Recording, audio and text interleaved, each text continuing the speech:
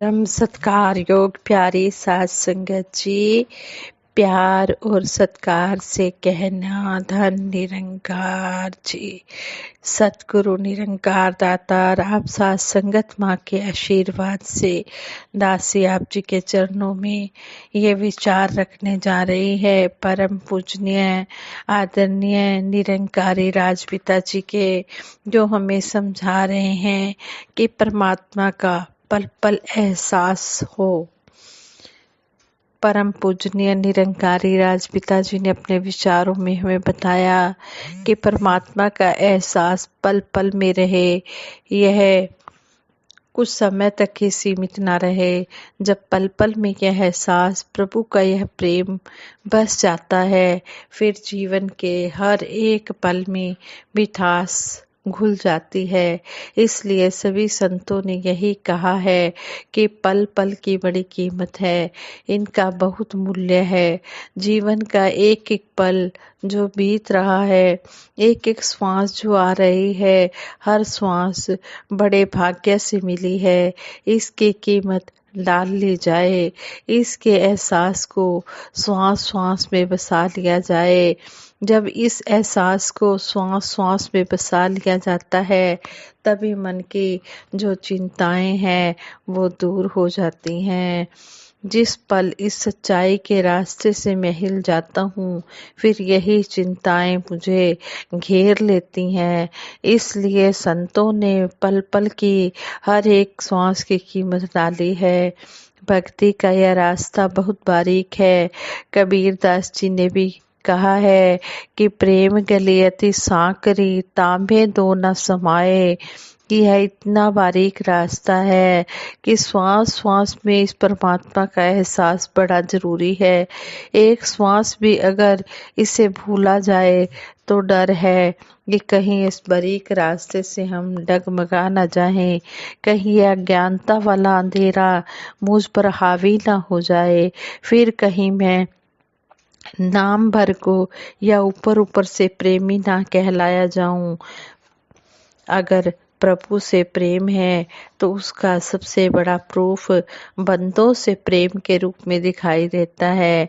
जिस इंसान को जीवन में यह अवस्था प्राप्त हो गई है, फिर तो ही मोही मोही तो ही अंतर कैसा, फिर मैं प्रेम करता हूँ तो इसकी रचना से भी, इसके बंदों से भी वैसा ही बेगर्ज प्रेम करता हूँ, क्योंकि अब मेरी अज्ञानता वाली आँख का पर्दा उठ गया है। अब मेरी अज्ञानता दूर कर दी है मेरे सतगुरु ने। मेरी अज्ञानता का परिणाम यह है कि मैं बंदों में बंदा नहीं, बंदों में परमात्मा नहीं, बंदों में जात पात ढूंढता हूँ, बंदों की भाषा का मैं फर्क करता हूँ, अपनी जजमेंट बनाता हूँ कि इसके साथ उठना बैठना है या नहीं, इसके साथ प्यार से बात करनी है या नहीं, इसके साथ निवाला साझा करना है या नहीं। सतगुरु की कृपा होती है तो यह बात समझ में आ जाती है कि इस रचनहार की सारी रचना एक समान है। फिर एक नूर थे सब जग उपजा वाला भाव हमारे लिए केवल शब्द नहीं रह जाता है कि एक नूर थे सब जग उपजा।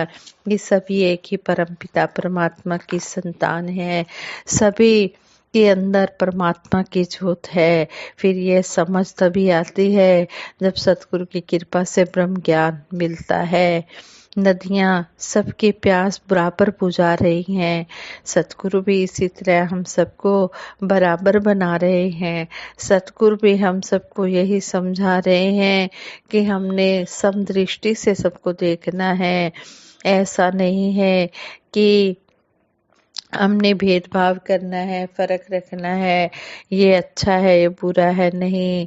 सभी परमपिता परमात्मा की संतान है, सभी का आदर सत्कार करना है। सभी इस एक परमात्मा की बनाई हुई सृष्टि है।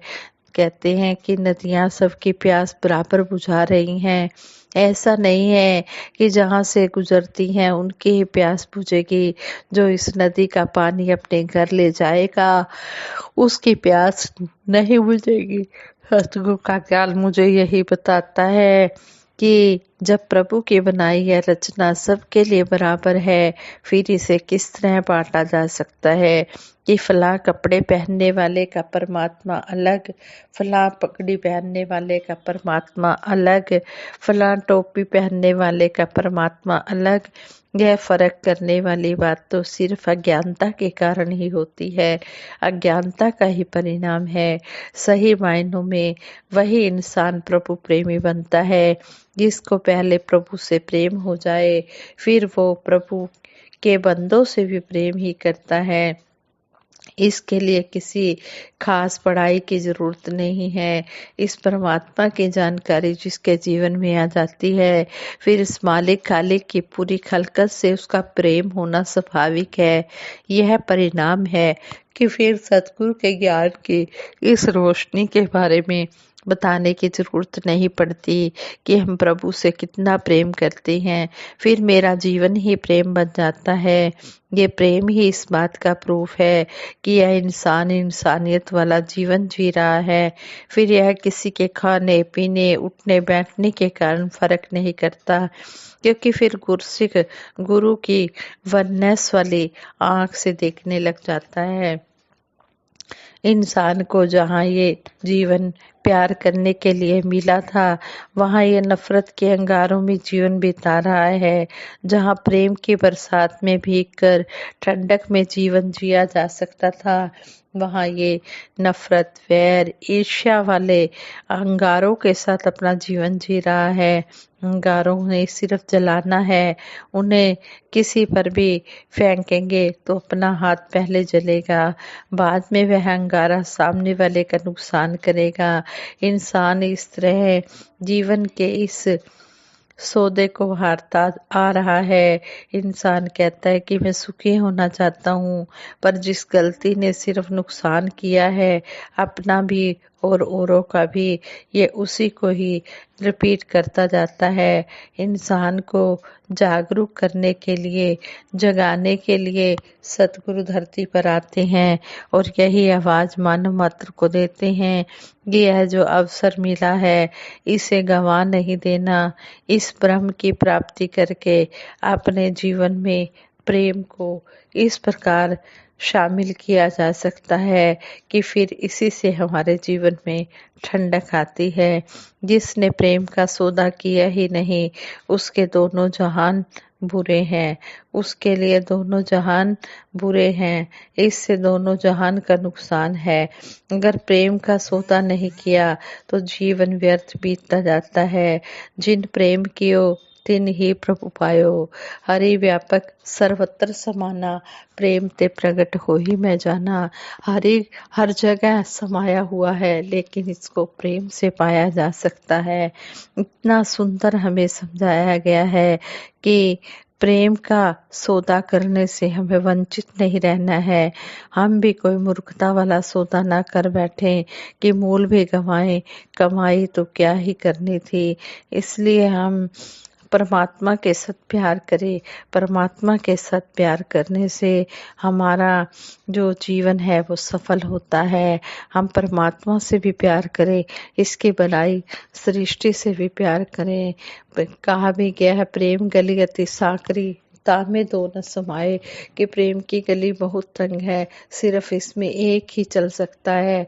अगर हम कहें कि प्रेम के साथ नफरत भी हो तो ये बात बनने वाली नहीं है, क्योंकि एक गली में दो चीजें नहीं समा सकती। जहाँ प्रेम होता है वहाँ नफरत नहीं होती, और जहाँ नफरत होती है वहाँ प्रेम हो ही नहीं सकता। इसलिए सतगुरु हमें बार बार यही समझाते हैं कि हमें प्रेमा भक्ति से जीवन जीना है, प्रेम के साथ भक्ति करते चले जाना है। हमने अपने मन को मंदिर तभी बनाना है जब हमारे मन में दूसरे के लिए प्रेम जगेगा। अगर आप परमात्मा से प्रेम करते हैं, इसके बनाए बंदों से प्रेम नहीं करते, तो बात बनने वाली नहीं है। हमें परमात्मा से भी प्रेम करना है और इसके बनाए बंदों से भी प्रेम करना है, और हर एक के साथ हमने अच्छा व्यवहार करना है। ऐसा व्यवहार करना है कि जो अंतिम पलों तक हमारे साथ रहे और हमारे शरीर छोड़ने के बाद भी लोग हमारे व्यवहार के कारण हमें याद करें, हमारा अच्छा व्यवहार हो। कहते हैं कि जब हमारा अच्छा व्यवहार होता है तो वो यादगिरी बन जाती है। तन की सुंदरता तो केवल आंखों तक रह जाती है, मन की सुंदरता दूजे के मन में जगह बनाती है। संपूर्ण हरदेव वाणी में सतगुरु बाबा हरदेव सिंह जी महाराज ने भी यही समझाया है कि जो शरीर की सुंदरता होती है वो थोड़े समय तक ही रहती है, लेकिन जो मन की सुंदरता, अच्छा व्यवहार होता है, अच्छी बोली होती है, अच्छी भाषा होती है, मीठी वाणी होती है, वो उम्र भर लोगों को सारी उम्र याद रहती है, वो कभी भी उनके दिमाग से नहीं निकलती है। इसलिए सतगुरु हमें समझाते हैं कि हमने अपना व्यवहार अच्छा रखना है, अपनी वाणी में मिठास रखनी है। आओ दातार से यही अरदास करें, हे सच्चे पातशाह, जैसा आप जी चाहते हो वैसा हमारा जीवन बना दो। साथ संगत ये विचार करते हो बहुत सी गलतियां हुई होंगी, उन गलतियों के लिए आप जी क्षमा कर देना, आगे के लिए शुद्ध विचार करने की क्षमता बख्शना। साथ संगत जी प्रेम से कहना, धन निरंकार जी।